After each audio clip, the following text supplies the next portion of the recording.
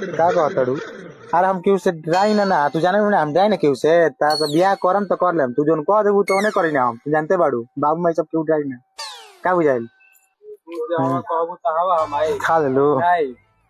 का खइलू है ना खाना तो बनो रहे पूजवा के शादी हो गइल जा तनी चाचा ले तो चले होइल, बतियाओ तो हाँ। सुन लइका पानी में तू आस कर तोहरा से प्यार करी नहीं मैं दू मत थोड़े बा तू पढ़ आवाज नहीं क्या आवत जे बड़ा हाँ। सुंदर no same to you I love you हाँ ना ठीक बा